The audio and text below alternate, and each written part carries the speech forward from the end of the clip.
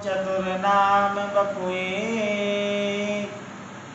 तिनके पद वंदन किए, नासत विघ्न अनेक। ओम पूर्णमदः पूर्णमिदं पूर्णात् पूर्णमुदच्यते, पूर्णस्य पूर्णमादाय पूर्णमेवावशिष्यते।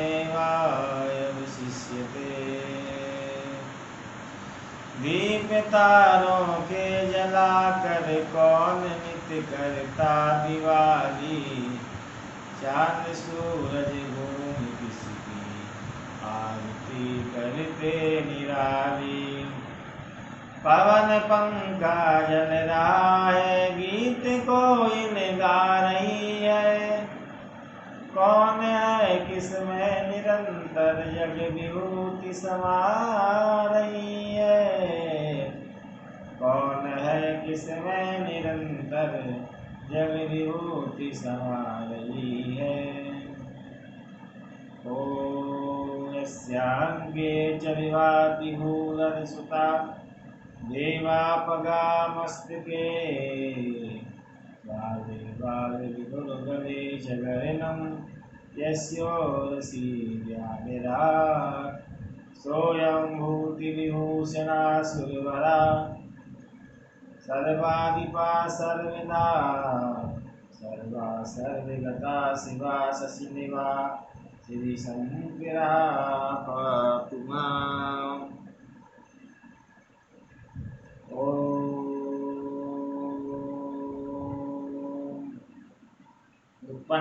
उत्पन्नान्द्रमणेशाहं वृद्धिं कर्णाटके गता, क्वचिन् महाराष्ट्रे गुर्जरे विद्यां गता। प्रातः स्मरणीय परम पूजनीय श्री सद्गुरुदेव भगवान के पावन चरण कमलों में नमन प्रणाम परिपात करते हुए, जिनके परम पवित्र सानिध्य में पावन इस्लाम में समुपस्थित होकर भक्ति रसामृत भगवान के परम भक्तों का गुणानुवाद गाने का सौभाग्य प्राप्त हो रहा है, ऐसे देवादिदेवों श्री अकारण करुणा डोलालय भगवान अवरदानी भगवान शिव शंकर जी, भगवती भागीरथी परम शरीला परम पुण्या माँ भगवती भागीरथी के परम परम पवित्र तट 80 घाट का विराजमान होकर के हम लोग अपनी एक पावन पुण्य श्रृंखला का संस्मरण पुण्य स्मरण चल रहा है, उसी श्रृंखला के लिए आगे बढ़ाने का प्रयत्न करेंगे। प्रभु प्रसाद जी, कल हम श्रीमद् भागवत के महात्म्य की व्याख्या करते हुए श्री भक्त पुंडरीक जी और 12 सालवारों का नामस स्मरण करते हुए पुण्य स्मरण करते हुए अब ऐसे महापुरुष का संस्मरण करने चले हैं, स्मरण करने चले हुए हैं जिन्होंने महाराष्ट्र में ज्ञान और भक्ति की पावन परंपरा को पावन गंगा का प्रवाह किया। और दो भक्त हैं, प्रथम श्रेणी में श्री संत ज्ञानेश्वर जी महाराज, श्री नामदेव जी महाराज। श्री संत ज्ञानेश्वर जी 3 भाई 1 बहन के रूप में उनका अवतरण हुआ था। 3 भाई थे और 1 बहन थी। माता जी का पूज्य माता जी का नाम माँ रुक्मणी और पूज्य पिताश्री का नाम विठल पंत जी था। बहुत ही कष्ट साध्य, बहुत ही तपस्या करने के उपरांत ऐसे महापुरुषों का आगमन ये पुण्य धरा पर हुआ करता है। वसुंधरा के लिए पावन करने के लिए भगवान नारायण ही साक्षात एक अंश में या विविध अंशों में परमपिता परमेश्वर का आगमन हुआ करता है। श्री विट्ठल पंत जी बहुत परम धार्मिक थे और पूज्य माता श्री रुक्मणी माँ भी परम धार्मिक थी। दोनों में परस्पर अचानक एक दिन संवाद हुआ। संवाद में होते होते आया कि मुझे संन्यास लेना चाहिए, जीवन का परम उद्देश्य मोक्ष है और बिना संतान उत्पन्न किए बगैर ही श्री विट्ठल पंत जी संन्यास ले लेते हैं और काशी में आकर के श्री रामानंद जी नाम के महान सन्यासी से संन्यास दीक्षा ले लेते हैं। और वही संत पुरुष, वही परम सन्यासी पर्यटन करते करते, परिव्राजक अटन करते करते महाराष्ट्र की उस परम पावन पुण्य धरा पर पहुँचते हैं जहाँ पर श्री विट्ठल पंत जी का जन्म हुआ था, जो उनके प्रिय शिष्य का जन्म स्थान था। बहुत सारी माताएं उस पर सन्यासी से संत पुरुष से आशीर्वाद लेने के लिए पधारती हैं। सबके लिए सौभाग्यवती भव, पुत्रवती भव, सुखमय जीवन रहे, मतलब सुख प्रार्थना के साथ महात्मा श्री रामानंद जी शुभाशीर्वाद दे रहे। उसी पंक्ति में, उसी श्रृंखला में, उसी क्यू में माँ रुक्मणी का आगमन होता है और नमन करती, प्रणिपात करती धरती पर माथा टेक करके। तो उनके लिए महापुरुष ने कहा पुत्रवती भवा, पुत्रवान हो। तो उन्होंने कहा कि मेरे यहाँ संतान कैसे हो सकती है, आपका अनुकथन तो ये मिथ्या साबित हो जाएगा। मेरे पतिदेव तो सन्यासी हो गए हैं, परिव्राजकाचार्य के वेश में चले गए हैं, हमारे यहाँ संतान कैसे हो सकती है। उन्होंने पूछा कि आपके पति का नाम क्या था, पूर्व नाम क्या था उनका। उन्होंने कहा विट्ठल पंत, लिख करके उन्होंने बताया कि विट्ठल पंत मेरे पतिदेव का नाम था। जब उनके श्रवण रंध्रों में विट्ठल पंत नाम का ये नाम श्रवण सुनाई पड़ा तो चकित हो गए। उनका ये विट्ठल पंत नाम का ये मनुष्य तो मेरा शिष्य है, ये आदमी तो मेरा शिष्य है, ये आदमी तो मेरा शिष्य है। तो यात्रा करते करते महीना भर में इधर उधर यत्र सर्वत्र संचरण करते हुए उस परम सन्यासी का आगमन काशी वाराणसी नगरी में होता है। और अपने शिष्य को बुला के कहते हैं कि आप तो गृहस्थाश्रमी थे, आपने कैसे विरक्त दीक्षा धारण कर ली। पहले तो आपके लिए पितृऋण से, ऋषि ऋण से उरण होना चाहिए। आपने तो संन्यास दीक्षा ले ली, लेकिन आपकी तो पत्नी थी, बिना संतान के आपने संन्यास ले लिया। यदि आपने उस दायित्व के लिए दायित्व को संभाला था तो आपके लिए गृहस्थ आश्रम को स्वीकार करना चाहिए था, आपको संन्यास नहीं लेना चाहिए। कई प्रकार से उपदेश करते हैं। उपदेशित करने के बाद में श्री विट्ठल पंत जी से श्री गुरुदेव कहते हैं कि आप अपने गृहस्थ आश्रम में चले जाइए, मेरा ऐसा आदेश है, और आप पतित नहीं माने जाएंगे। गुरुदेव से आज्ञा प्राप्त कर वो अपने पूर्वाश्रम, अपने गृहस्थ आश्रम में वापसी कर देते हैं। जैसा तत्कालीन समाज था, समसामयिक समाज था, रूढ़िवादी समाज था, उन्होंने गुरुदेव की आज्ञा को, ब्राह्मणों ने गुरुदेव की आज्ञा को धता बताते हुए अपने रूढ़िवादी व्रत का अनुसरण किया। उन्होंने कहा जो संन्यास लेकर के गृहस्थाश्रम में प्रवेश कर जाता है उसके लिए निहेय दृष्टि से देखा जाना चाहिए, उसको समाज में वापसी नहीं, उसका घर वापसी नहीं हो सकती, वो ब्राह्मण नहीं माना जा सकता है। उसके लिए आज के समाज में कई लोग गोसाई बाबा कहते हैं, गिरी गोसाई कहते हैं, जबकि वास्तव में वह कोई नीचा व्यक्ति नहीं है। जो संन्यास से गृहस्थ आश्रम में गुरुदेव की आज्ञा से प्रवेश कर लेता है आप सभी लोगों ने स्वामी विशुद्धानंद जी का नाम सुना होगा। 20वीं शताब्दी के 19वीं शताब्दी के महान पुरुष थे। उन्होंने हिमालय के गुरुओं से दीक्षा पाई हुई थी। श्री महातपा जी से, ज्ञानगंज गुफा के महापुरुषों से, ज्ञानगंज के परम पवित्र आश्रम से दीक्षा ली हुई थी। जब वो सिद्ध पुरुष हो जाते हैं, संन्यास्त होने के उपरांत भी 39-40 साल की उम्र में वो शादी के विवाह का आदेश दे देते हैं कि ऋषि ऋण को पूरा करो, पुत्री ऋण को पूरा करो, तदुपरांत आप संन्यास लेना।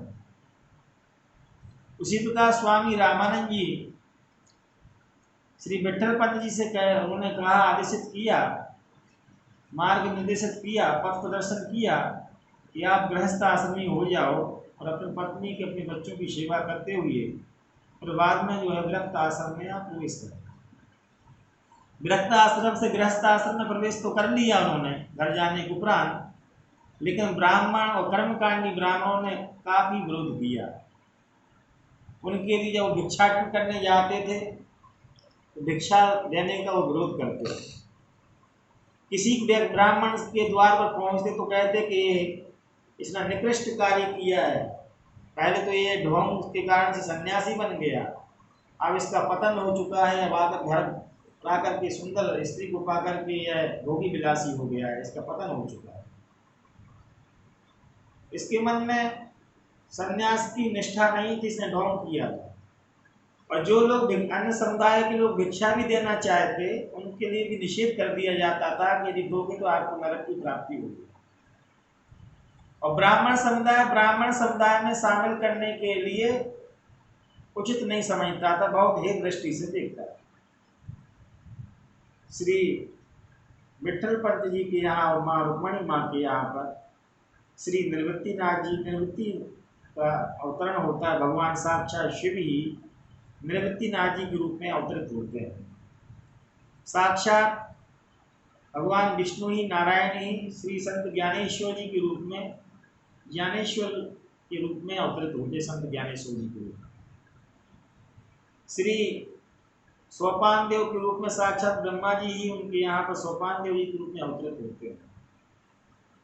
उनकी भक्ति, उनका गृहस्थाश्रम, दाम्पत्य प्रेम और उनकी तत्निष्ठा, नवदा भक्तिपूर्ण भगवान विट्ठल नारायण की उपासना करने से भगवान स्वयं साक्षात नारायण प्रसन्न होकर के उनके यहाँ संत के रूप में संत ज्ञानेश्वर जी का अवतरण होता है।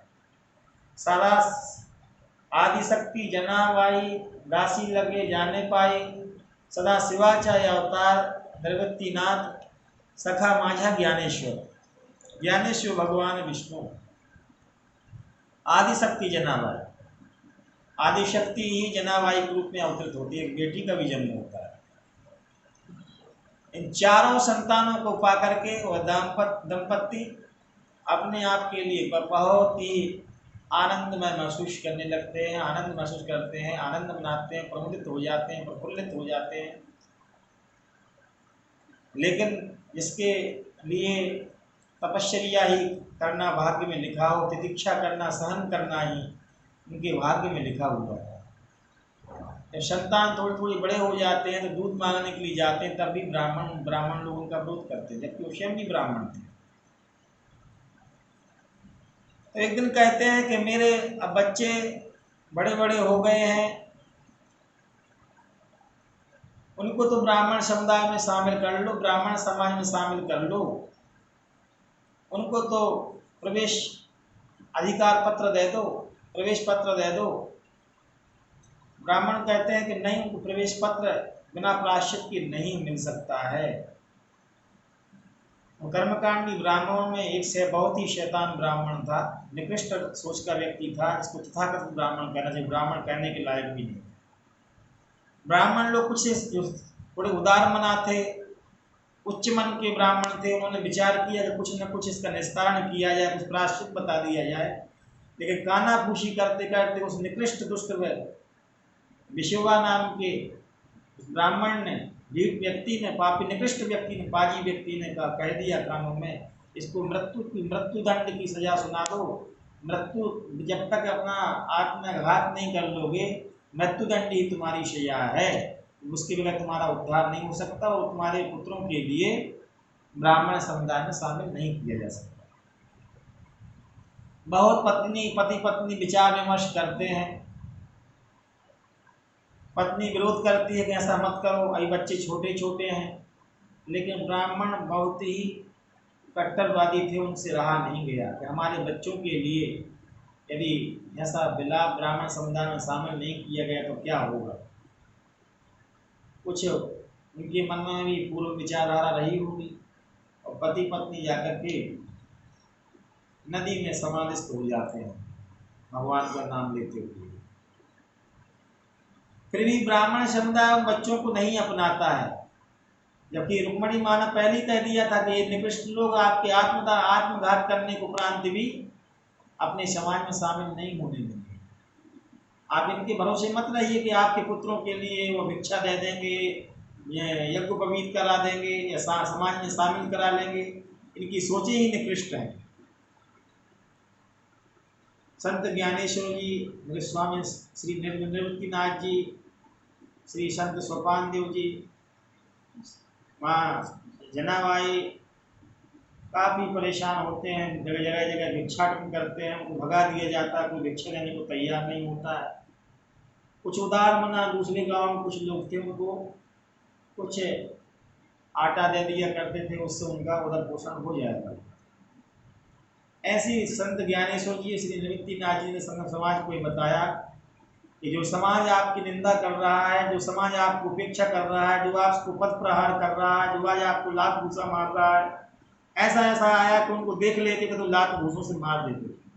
इतनी तितिक्षा करके दिखा दिया संत ज्ञानेश्वर जी महाराज ने। जब ये सब कुछ हो गया, एक दिन वो घड़े में पानी लेने के लिए उस नदी में जा रहे थे जहाँ पर ब्राह्मण लोग स्नान करते थे।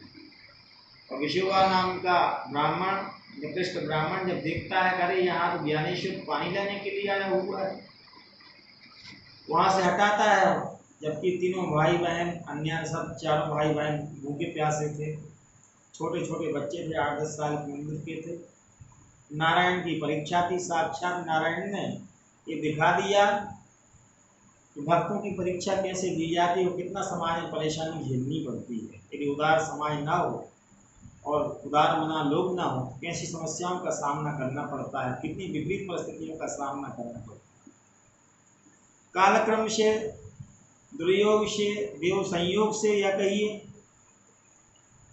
वो डंडा उठा करके अपने एक शिष्य को आदेशित करता है। उनके सिर पर जो रखा हुआ घड़ा था, जो तृषा बुझाने के लिए, प्यास बुझाने के लिए ले जाया जा रहे थे श्री ज्ञानेश्वर जी, उस घड़े के लिए डंडे से फोड़ दिया जाता है। श्री संत ज्ञानेश्वर जी अभी बच्चे ही थे, उनके सिर पर चोट आती है, रक्तपात होने लगता है। श्री निवृत्तिनाथ जी देखते हैं उनके बड़े भाई, वो भी बालक ही थे, लेकिन धीर गंभीर बहुत ही उदात्त थे। समझाते हैं, संत ज्ञानेश्वर जी कमरे में प्रविष्ट कर जाते हैं कि मेरे पिता की तरह ही आत्मघात कर लूँगा, ऐसा कर लूँगा। सोपान देव, बाई मुक्ताबाई, श्री निवृत्तिनाथ जी समझाते कि मेरी कही मानो, में तुम्हारा बड़ा भाई। संत ज्ञानेश्वर जी फिर बाहर निकलते हैं और वहाँ बैठ जाते हैं। और एक ब्राह्मण को एक दिन भिक्षा मांगते मांगते वहाँ गए कि बेटा छोटे छोटे निरीह बच्चे भिक्षा कर रहे हैं, हम लोगों ने ब्राह्मण समुदाय में शामिल नहीं किया इनके लिए। तो कहते हैं कि मैं एक पत्र लिख करके देता हूँ, पैठण चले जाइए, वहाँ के महापंडित महाशास्त्री आपके लिए ब्राह्मण जाति में प्रवेश का अधिकार पत्र लिख देंगे, तो आप ब्राह्मण समुदाय में शामिल हो जाओ। जब वहाँ पर जाते हैं तो महाशास्त्री काफ़ी दयालु थे, बुद्धिमान थे। उन्होंने कहा मेरे पिताजी ने संन्यास धारण कर लिया था, तो बाद में वो गृहस्थ आश्रम में प्रवेश हुई, उनको सजा दी गई, उनको ब्राह्मण समुदाय से बहिष्कृत कर दिया गया था और हमारे लिए भी अधिकार पत्र नहीं दिया जा रहा है। और मेरे पिताजी की सजा सुनाई गई कि तुम्हारे लिए इसी शुद्धिकरण हो सकता है, प्रायश्चित हो सकता है कि आत्मघात कर लो, बिना मृत्युदंड प्राप्त किए बगैर तुम्हारी शुद्धि नहीं हो सकती तुम्हारे बेटों की। क्या यह है शास्त्रों में ऐसा विधान लिखा हुआ है? का नहीं, कहीं नहीं लिखा हुआ। सारे शास्त्रियों ने सभी ब्राह्मण समुदाय के लोग एकत्र खड़े होकर कहने लगे एक स्वर में, ये तो अन्याय है, अन्याय है, आपके पिता के साथ अन्याय हो गया। तो सब लोगों ने दयालुता के साथ में कहा, ब्राह्मण ने कहा कि तुम्हारे लिए ब्राह्मण समुदाय में सम्मिलित होने का अधिकार पत्र दिया जा रहा है, लेकिन आपके लिए हमारी शर्तों के अनुसार जीवन यापन करना होगा। बहुत ही बुद्धिमत्ता के साथ कहा कि आप लोग चारों कोई शादी विवाह नहीं करेंगे। कहने का तात्पर्य यह है कि जब शादी विवाह ही नहीं करेगा तो ब्राह्मण समुदाय से कोई विवाह संबंध ही नहीं होंगे। रोटी बेटी के रोटी का संबंध रहेगा, बेटी का संबंध होगा ही नहीं। तो आप बने रहिए ब्राह्मण समुदाय में। और इस प्रकार कर कहा, ब्राह्मण और शूद्र में तुम्हें अंतर मानना होगा, उनको नीच ऊंच का आपको भेद रखना होगा। संत ज्ञानेश्वर जी महाराज ने सब स्वीकार कर लिया, लेकिन जब ये नीच ऊंच की बात आई तो उन्होंने कहा, मैं प्रभु की सृष्टि में शूद्रों के साथ भेदभाव नहीं कर सकता। हम गाय भैंस के साथ जब भेदभाव नहीं करते हैं, हे दृष्टि से नहीं देखते हैं, तो हम चतुर्वर्ण में जो शूद्र हैं उनके लिए हम हे दृष्टि से क्यों देखें। फटकार लगा करके उन्होंने कहा कि स्वीकार नहीं, सब स्वीकार, मुझे विवाह शादी करना मुझे स्वीकार नहीं है, मैं विवाह शादी नहीं करूंगा, हम बाल ब्रह्मचारी रह जाएंगे, हमें सब स्वीकार है, लेकिन नीच ऊंच का हम भेद नहीं मान सकते, एक इनके साथ सरासर अन्याय हो। तो शास्त्रियों ने कहा, क्या ऊंच नीच नहीं होता है? नहीं, ये जो भैंस जा रही है इसमें वही है, गाय में भी वही परमात्मा का वास है, सब प्राणी में वही है। तो क्या ये भैंस वेद पढ़ सकती है जैसे आप वेद पढ़ सकते हो, शास्त्रों का अध्ययन करते हो? कहा ये भैंस भी वेद पढ़ सकती है यदि परमात्मा की कृपा हो। श्री संत ज्ञानेश्वर जी तीनों भाई समेत वहाँ पहुँचते हैं, चारों लोग पहुँच जाते हैं और अन्य समुदाय के लोग भी वहाँ उपस्थित हो जाते हैं। और ब्राह्मण समुदाय के लोग जो उनके लिए जिन्होंने शुद्धि पत्र दिया हुआ था, जब देखते हैं जब उन्होंने ओम भूर्भुवः स्वः का गायत्री मंत्र का जाप किया तो भैंसे के मुख से भी गायत्री मंत्र की आवाज आना शुरू हो जाती है। देखो तो बहुत बड़ा चमत्कार है कि नारायण कण कण में बसते हैं, सभी जगह नारायण, तो इसमें भी नारायण। इस भावना को संत ज्ञानेश्वर जी ने, श्री संत ज्ञानेश्वर जी ने सिद्ध कर दिया। सारे महाशास्त्रीगण प्रसन्न होकर के उनकी प्रशंसा करते हुए कि श्री संत ज्ञानेश्वर जी का दर्शन हुआ महायोगी का, हम लोग कृतार्थ हो गए।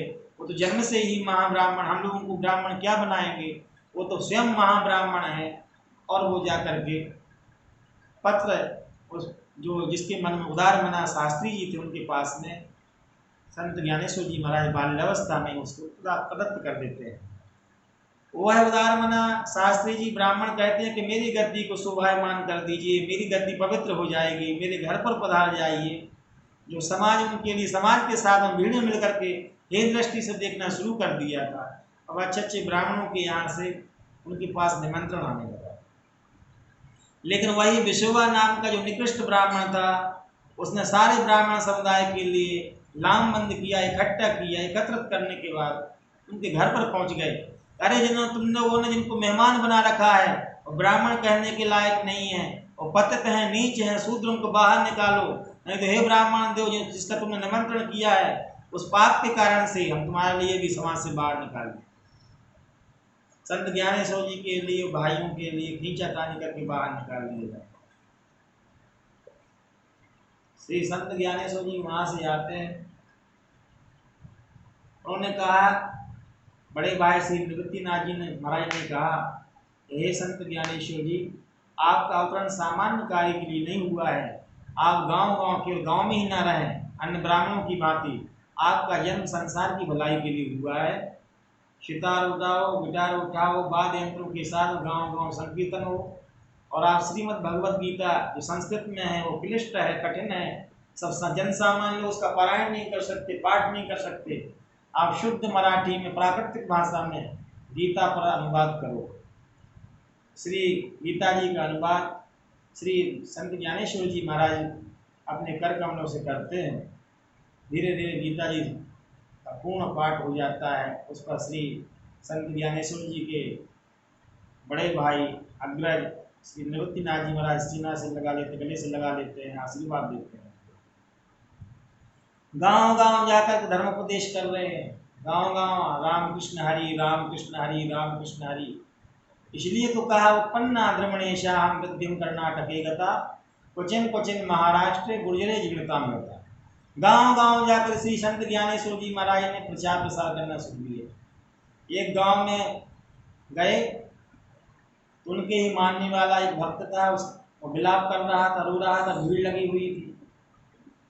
जब वहाँ पर जाते हैं तो भगवान को जब लीला करनी होती है, किसी को प्रसिद्धि देनी होती है, तो ऐसे अचानक अकस्मात चमत्कार हो जाया करते हो।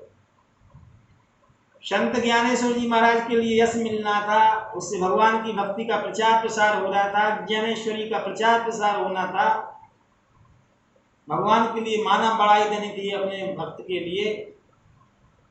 तो उससे भक्त, उनके भक्त के दमान की मृत्यु हो जाती, रात्रि में मृत्यु हो जाती है।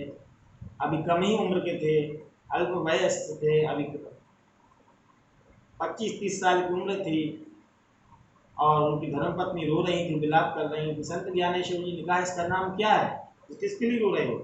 इनका नाम सच्चिदानंद है। कभी सच्चिदानंद की मृत्यु हो सकती है? संत ज्ञानेश्वर जी मंद मंद मुस्कुरा कहते हैं, उठो सच्चिदानंद, उठो सच्चिदानंद।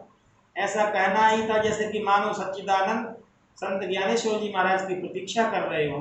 उठ करके बैठ जाते हैं, आश्चर्यचकित हो जाता है पूरा मनुष्य समुदाय। वहाँ के गांव के आसपास में विश्रुति नाम कीर्ति यश फैल जाता है, और लाखों की संख्या में लोग धीरे धीरे बढ़ना शुरू हो जाते हैं।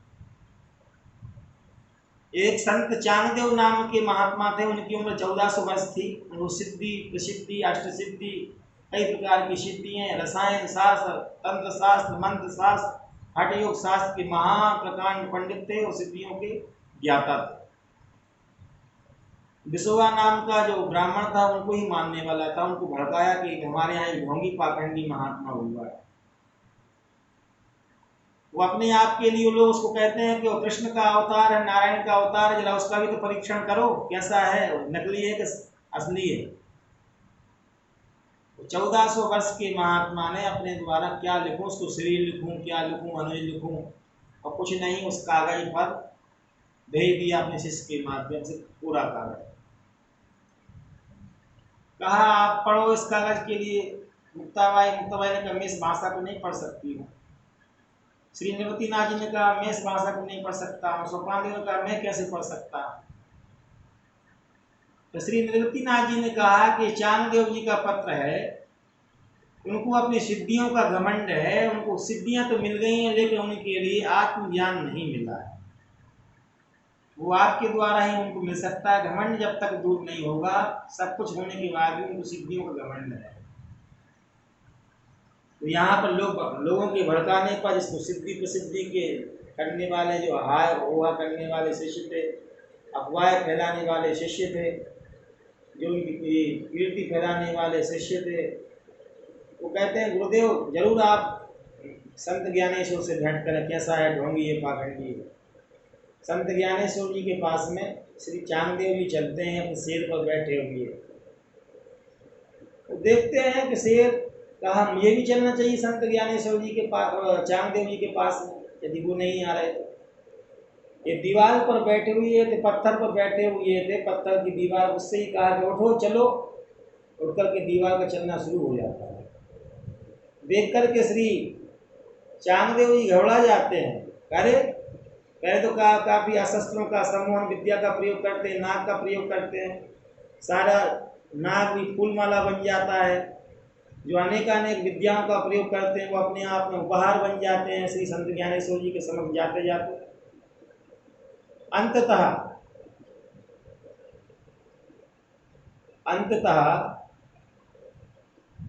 होता ये है कि श्री चांगदेव जी जब वहाँ पहुँचते हैं तो उनको देखते साथ ही उनको नारायण के रूप में श्री संत ज्ञानेश्वर जी दिखाई पड़ते हैं और उनके चरणों पर गिर जाते हैं। और कहे, श्री चांगदेव जी ने प्रार्थना की कि मेरे आश्रम पर चलो।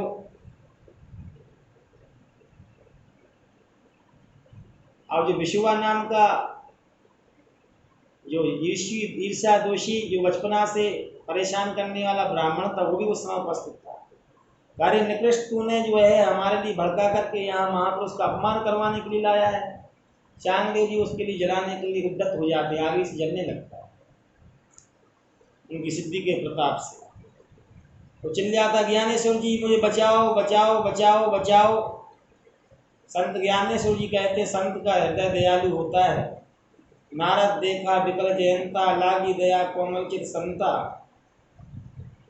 और संत हृदय नवनीत समाना, कहा कबिन पर कहा न जाना। निज गुण श्रवण सुनत सब चाही, पर गुण सुनत अधिक हर्षाई।